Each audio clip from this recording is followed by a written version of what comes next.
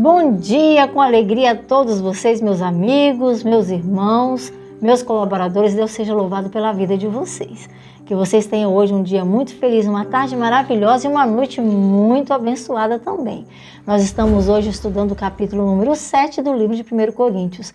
E aqui fica uma interrogação. Será que Paulo está afirmando neste capítulo que não é bom se casar? Será que ele está condenando o casamento? Nós precisamos lembrar o contexto que ele escreveu aqui para os cristãos de Corinto. Ele estava lá em Éfeso, na cidade de Éfeso, e ele então aproveitou aquela oportunidade para alimentar a igreja através da carta de 1 Coríntios. E aqui ele traz algumas questões relacionadas ao casamento, também em comparação ou em sequência do que nós estudamos no capítulo 6, onde ele diz que o corpo é santuário do Espírito Santo. E até mesmo um casamento mal elaborado, mal pensado, mal direcionado, ele pode trazer opróbrio também ao corpo, que é o templo do Espírito Santo. Então, preste bastante atenção, peça ao Espírito Santo que te ajude a compreender este conteúdo e não fique pensando que é pecado casar. Muito pelo contrário, o casamento bem feito, com a pessoa certa, no momento certo, ele é uma ideia de Deus. O casamento é uma das duas instituições que foi colocada lá no Éden para o ser humano, para ser uma bênção. Então, se você é casado, pense bem como você está levando este presente que Deus te deu. E se você é solteiro, não brinque com coisa séria. Casamento é coisa séria, mas o cuidado com o corpo também, o abrasamento que Paulo coloca aqui nesse capítulo, também é uma questão muito séria. E precisamos da unção do Espírito Santo para fazermos as coisas da maneira correta. Vamos então à leitura em forma de poesia. Paulo, no início do capítulo, não condena o casamento, mas afirma ser prudente abster-se dele em algum momento. Bom seria que o homem não tocasse em mulher, mas por causa da prostituição, cada mulher tem seu próprio marido e cada marido tem a sua própria mulher. O marido pague à mulher aquilo que lhe é devido. E da mesma forma, a mulher que faça bem ao seu marido. A mulher não é dona do seu próprio corpo, mas sobre ele o marido tem poder. Da mesma forma que o marido não é dono do seu corpo, mas dona dele é a mulher. Não se neguem um ao outro, senão por mútuo consentimento, para dedicarem a oração e depois se juntem novamente então, para que Satanás não aproveite tal momento. Não digo isso por mandamento, mas digo isso por permissão. Gostaria que todos os homens tivessem minha maneira de viver, mas cada um tem seu próprio jeito de a sua vida resolver. Porém, as solteiras e as viúvas, ouçam bem o que eu vou falar. Seria muito melhor para vocês se sozinhas decidissem ficar. Mas, se não se contém, é melhor ter um companheiro do que viverem a se abrasar.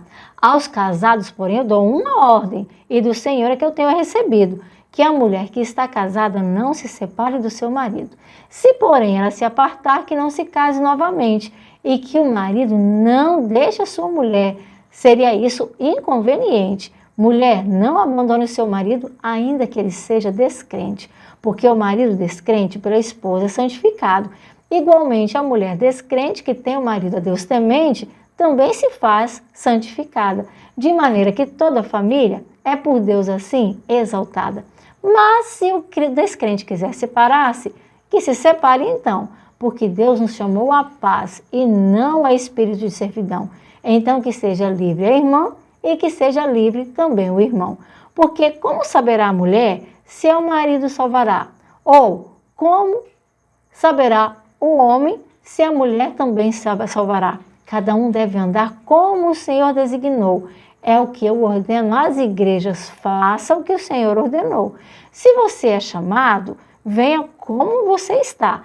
Se está circuncidado, venha circuncidado. Mas se não é, não precisa se atrasar. A circuncisão é nada, e nada também é a incircuncisão. O que vale é observar os mandamentos que Deus nos dá e os guardar bem firmes no coração. Cada um permaneça na vocação em que foi chamado, mas aproveite a ocasião. Se, como servo, for chamado então, aproveite para ser libertado. Quem é chamado como servo pelo Senhor, no Senhor pode se libertar. Da mesma maneira que o livre, em Cristo Jesus é que livre estará. Vocês foram comprados por bom preço e servos de homens, vocês não devem ficar. O que é chamado sendo servo? pelo Senhor liberto é. Da mesma maneira que o que é livre, servo de Jesus Cristo é. E quanto às moças virgens, eu não recebi de Deus mandamento algum, mas falo como quem tem amor, acredito que seja aprovado pelo Senhor. O que eu vou falar aqui, casar não é pecado, mas talvez seja melhor evitar. E as tribulações da carne, sabiamente evitar. E sobre tais tribulações é que eu gostaria de lhes poupar. Como o tempo está abreviado, nós precisamos viver observando bem o tempo para desta forma não sofrer. Os que têm, como se não tivessem, os que choram como se não chorassem, os que compram como se nada possuísse e os que se alegram como se não se alegrassem. E os que usam deste mundo como se dele não tivesse usado, porque a aparência deste mundo logo, logo será passado. O solteiro pode viver para o Senhor agradar, mas o casado precisa de outras coisas cuidar. E entre o casado e o solteiro, muita diferença há. Mas, se o pai de uma moça virgem achar mais conveniente que ela venha se casar, pecando por isso não está. Entenda isso claramente. Mas se o coração está firme, não tendo necessidade, mas se governa com poder a sua própria vontade, se adere em casamento na presença do Senhor, estará fazendo bem. Mas, se não a estiver, se adere em casamento na presença do Senhor, estará fazendo bem. Mas se não adere, porém, estará fazendo melhor. Pela lei, a mulher está ao seu marido ligada, mas se o marido morrer, ela estará liberada para se casar com quem quiser, desde que seja por Cristo abençoada. Será bem mais feliz se sozinha permanecer. Eu tenho o Espírito de Deus e é esse o meu parecer.